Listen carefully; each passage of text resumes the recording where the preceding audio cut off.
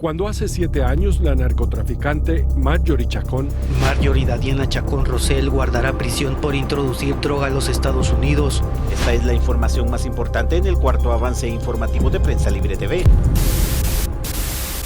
Queen of south Netflix की ऐसी movie या फिर कहें वेब सीरीज जिसने दर्शकों के बीच में अपनी एक खास जगह बनाई। बहादुर और क्रूर टेरेसा मेंडोजा, जिसने मैक्सिकन ड्रग कार्टेल में अपना ऐसा नाम बनाया जिसको सुनकर अच्छों की रूह कांप जाए।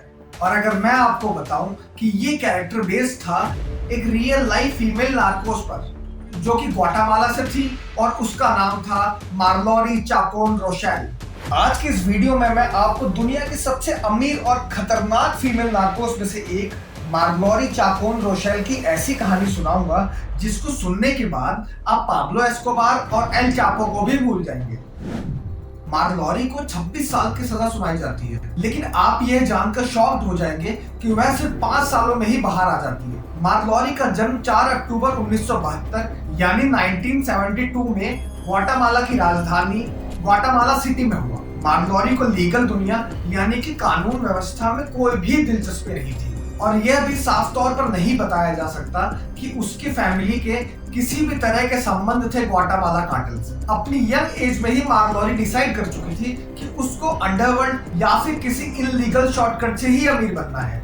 हाई स्कूल कंप्लीट करने के बाद मार्लोरी ने कॉलेज में एडमिशन लिया और साइकोलॉजी की पढ़ाई करने लगी, लेकिन कुछ सालों बाद ही मार्लोरी ने साइकोलॉजी की पढ़ाई छोड़कर नार्को ट्रेड्स की पढ़ाई करना शुरू कर दी। और फिर क्या था, बहुत ही जल्द मार्लोरी का नाम ग्वाटेमाला के बड़े मनी माफियाओं में गिना जाने लगा। और अगर उसी की भाषा में समझे तो उसकी इस कामयाबी को अमेरिका तक पहुंचने में ज्यादा वक्त नहीं लगा।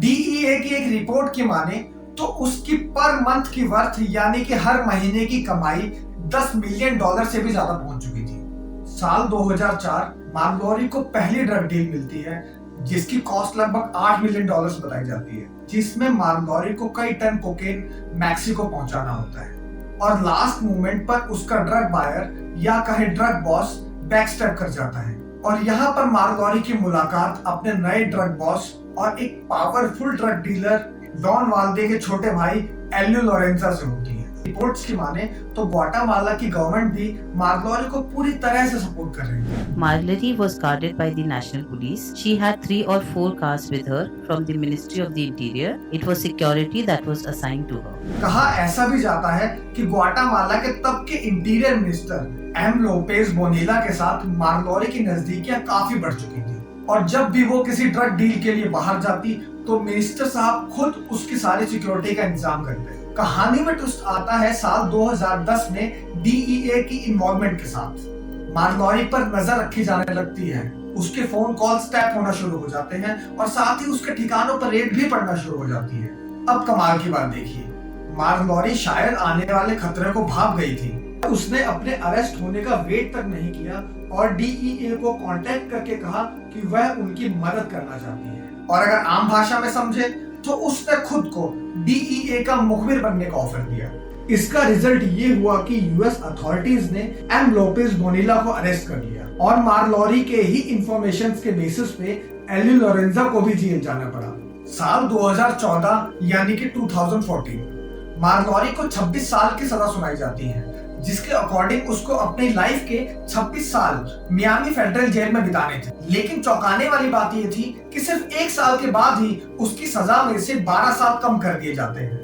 और इसी से पता चलता है कि सरकार में आपके कनेक्शंस आपको किस हद तक सपोर्ट कर सकते हैं। और इन्हीं कनेक्शंस की सपोर्ट की वजह से मार्लोरी 4 या 5 साल ही जेल में रही। जेल से रिहा होने के बाद मार्लोरी कभी ग्वाटेमाला वापस नहीं लौटी और किसी को नहीं पता है कि वह किस नाम से और कहां पर रह रही है। बहुत ही जल्द ऐसी ही एक और एक्सेप्शनल स्टोरी लेकर आपके बीच में आऊंगा, बने रहिए।